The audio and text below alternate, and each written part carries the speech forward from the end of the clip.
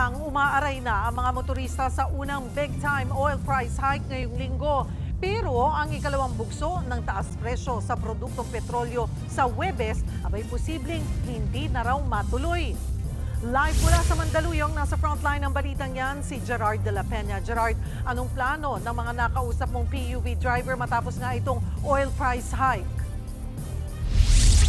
Alam mo, Cheryl, ngayon nga yung unang araw ng pagpapatupad ng unang bugso ng oil price hikes para sa linggong ito. Kaya naman, yung mga tsuper, kanya-kanya ng diskarte para hindi gaanong maramdaman ng epekto nito.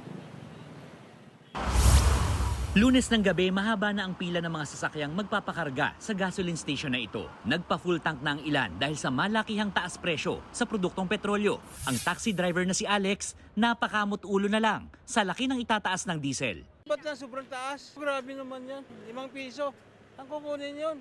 Kanina, sinimula ng ipatupad ang unang bugso ng oil price hike. Nagmahal ng 2 pesos and 60 centavos ang kada litro ng diesel, 1 peso and 75 centavos sa gasolina at mahigit 2 piso sa kerosene. But wait, there's more! Sa Huwebes, magmamahal ulit ng mahigit piso hanggang 2 piso ang diesel, gasolina at kerosene. Ibig sabihin nito, ngayong linggo, 5 piso ang imamahal ng diesel habang 3 pesos and 50 centavos sa gasolina. Anong dahilan yan? Ang pangunahing rason kung bakit sumipa ang presyo ng langis ay ang gyera ng Israel at Iran. Nakadagdag pa ang pagbabanta ng Iran na isara ang Strait of Hormuz na dinadaanan ng mga barko na naghahatid ng krudo sa iba't ibang bansa sa Asia. 20% ng kinokonsumong langis ng buong mundo ang dumaraan dyan. Dahil sa pangambang tataas pa ang presyo ng produktong petrolyo sa mga susunod na linggo, nag-isip na ng diskarte ang mga tsuper na ito sa Quezon City. Pag-iusapan namin mga kapwa namin member, kung pwede, alternate na lang biyahe para pare-pare ng pangkumita. Gusto mong madagdagan ng kita mo,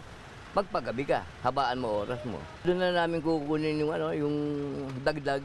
Handa naman daw ang mahigit 2 bilyong pisong fuel subsidy para sa mga PUV na ibibigay kapag sumampa sa $80 per barrel ang presyohan ng krudo sa world market. Kahit mga hindi raw nakapag-consolidate na PUV, mabibigyan pa rin daw ng subsidiya. Sa ngayon, hindi pa yan may pamimigay dahil bumaba sa $69 per barrel ang presyo ng langis matapos ang ceasefire sa pagitan ng Israel at Iran. Kaya ang Department of Energy may ikipag-usap daw sa oil companies kung pwedeng hindi na ipatubad ang ikalawang bugso ng oil price hike sa Huwebes. So we'll check with them if they can hold muna yung pag-increase kasi bababa naman. We have to check on that kasi they actually were willing na to sacrifice the 2.60 on their part. Ang problema kasi oil companies are not regulated. What the government can do is just ask the companies. Cheryl, napag-usapan na raw na economic team ni Pangulong Bongbong Marcos. Ito nga nangyayaring gulo sa Middle East at sa tingin nila ay minimal lamang naman ang impact nito sa ekonomiya ng Pilipinas. Pero ganun pa man, umaasa sila na hindi na magtutuloy-tuloy itong giyera sa pagitan ng Iran at Israel para hindi na tumaas ang presyo ng langis. Cheryl. Maraming salamat, Gerard de la Peña.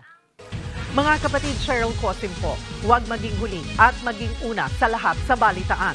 Para sa tuloy-tuloy na talakayan sa Frontline, mag-follow at mag-subscribe sa social media pages ng News 5.